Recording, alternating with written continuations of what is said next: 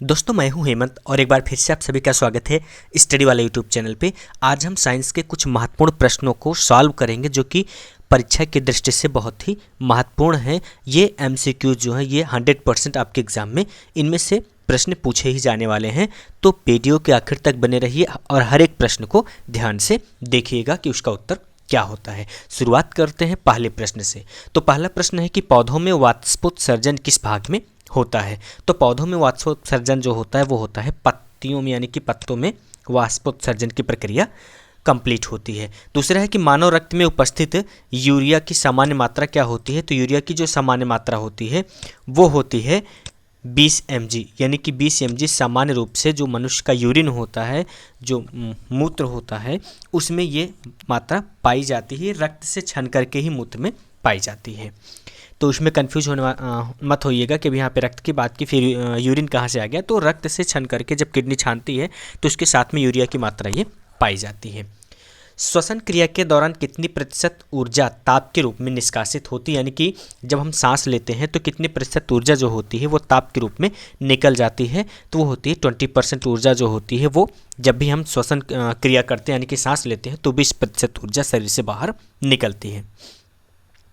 अगला प्रश्न है कि मनुष्य में विक्र एक तंत्र का भाग है जो कि संबंधित है। तो विक्र यानी कि जो किडनी होती है वो किस तंत्र से संबंधित है। पोषण तंत्र से, श्वसन तंत्र से, उत्सर्जन तंत्र से या परिवहन तंत्र से। तो दोस्तों इसका उत्तर है उत्सर्जन तंत्र से। विक्र यानी कि जो किडनी होती है उसका कार्य जो होता है वो उत्सर्जन तंत्र के अंतर्गत में आ जाता है। अगला प्रश्न है कि पौधों के वायवीय भागों में जल के निष्कर्षण की क्रिया कहलाती है, यानी कि जल के जो निकलने की क्रिया होती है उस क्रिया को क्या हम कहते हैं। वायवीय भागों का मतलब कि पौधे जहाँ से सांस लेते हैं पत्तियों से, तो उसमें से जल के निकलने की प्रक्रिया क्या कहलाती है, यानी कि पानी जब पौधों से वाष्प होकर के निकलता है तो उस प्रक्रिया को कहते हैं वाष्पोत्सर्जन। अगला प्रश्न है कि वह प्रक्रम जिसके द्वारा शरीर में ऊर्जा का उत्पादन होता है वह कहलाता है।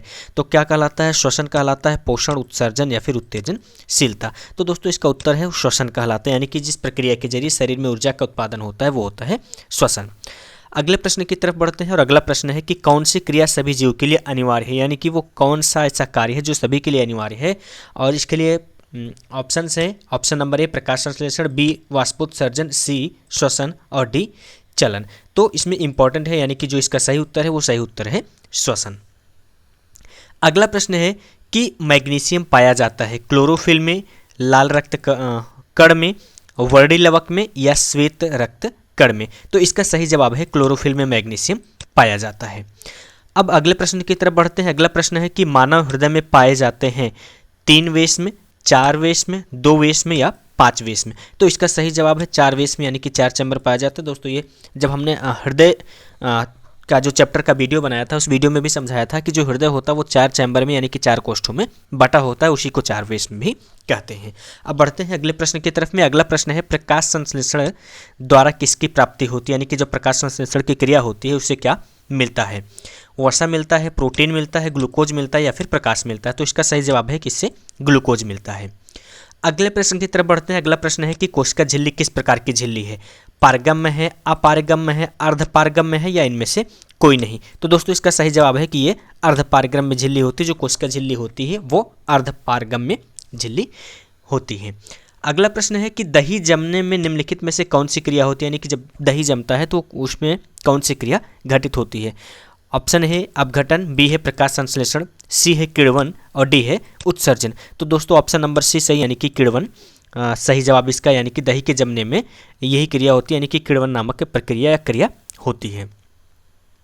अगला है जीवन की उपापचयी क्रियाओं के संचालन के लिए निम्नलिखित में से कौन आवश्यक है, यानी कि कौन का मतलब कि किसमें से क्या आवश्यक है। तो ऑप्शन ए है निरंतर ऊर्जा की पूर्ति, बी है शरीर की वृद्धि, सी है टूटे फूटे ऊतकों की मरम्मत या डी है इनमें से सभी। तो इसका सही जवाब है दोस्तों कि इनमें से सभी, यानी कि निरंतर ऊर्जा की पूर्ति होती रहनी चाहिए सभी उपापचयी क्रियाओं के संचालन के लिए, शरीर की वृद्धि होती रहनी चाहिए और टूटे फूटे ऊतकों की मरम्मत होती रहनी चाहिए, यानी कि ये तीन के तीनों जो क्रियाएं हैं ये जीवन की उपापचयी क्रियाओं के लिए आवश्यक है। तो इसीलिए इसका जो जवाब हो जाएगा वो हो जाएगा इनमें से सभी। अगला प्रश्न है कि मानव में डायलिसिस की थैली है, यानी कि डायलिसिस की थैली किसे कहते हैं? तो ऑप्शन ए है नेफ्रॉन, बी है न्यूरॉन, सी है माइटोकॉन्ड्रिया, डी है इनमें से कोई नहीं। तो इसका सही जवाब है नेफ्रॉन। नेफ्रॉन यानी कि जो किडनी में पाया जाता है और यह ब्लड यानी कि खून से यूरिन को या मूत्र को छान करके अलग करता है, तो इसीलिए ये डायलिसिस की थैली के नाम से जाना जाता है। अगला प्रश्न है कि मत्स्य का मुख्य श्वसन अंग कौन सा है? तो दोस्तों इसका जवाब मुझे उम्मीद है कि आपको पता होगा, जिसमें कि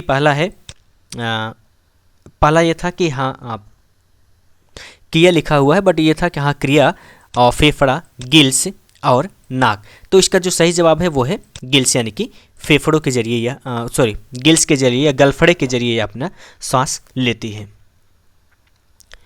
अगला प्रश्न है कि पौधों में गैसों के निष्कासन के लिए किस क्रिया का उपयोग होता है, यानी कि कौन सी क्रिया होती है जिसके जरिए पौधों में गैसों का उत्पादन होता है? तो वो होता है ऑप्शन नंबर 1 परासरण, विसरण, वाष्पोत्सर्जन या फिर परिवहन। तो इसका सही जवाब है विसरण होता है। विसरण के जरिए पौधों में गैसों के निष्कासन की क्रिया कंप्लीट होती है। अगला प्रश्न है कि क्लोरोफिल वर्ण का रंग है, यानी कि क्लोरोफिल किस रंग का होता है? हरा, नीला, लाल, सफ़ेद। तो आई होप कि इसका आंसर आपको पहले से पता रहा होगा, ये हरे रंग का क्लोरोफिल होता है। इसी वजह से जो पत्तियों का रंग होता है वो हरा हो जाता है। अगला प्रश्न है कि कवक में पोषण की कौन सी विधि है? स्वपोषी है, मृतोपजीवी है, समभोजी है या फिर कोई नहीं? तो इसका उत्तर है मृतजीवी है, यानी कि ये मरे हुए जीवों से अपना भोजन प्राप्त करता है। अगला प्रश्न है कि रेजिन एवं गोंद कहाँ संचित रहता है? तो ऑप्शन है फ्लोएम में, कार्टेक्स में, छाल में या फिर पुराने जाइलम में। तो इसका सही जवाब है पुराने जाइलम में यह संचित रहता है। अगला और आज का इस वीडियो का आखिरी प्रश्न है कि शरीर में भोजन को पचाना किस प्रकार की अभिक्रिया है? उपचयन है, संचयन है, विस्थापन है या फिर अपचयन है? तो इसका सही जवाब है उपचयन। उपचयन प्रक्रिया के जरिए शरीर में भोजन का पाचन होता है।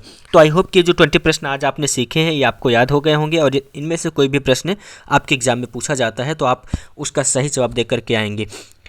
परीक्षा की ढेर सारी शुभकामनाओं के साथ में आपने वीडियो पूरा देखा, इसके लिए आपका बहुत बहुत धन्यवाद।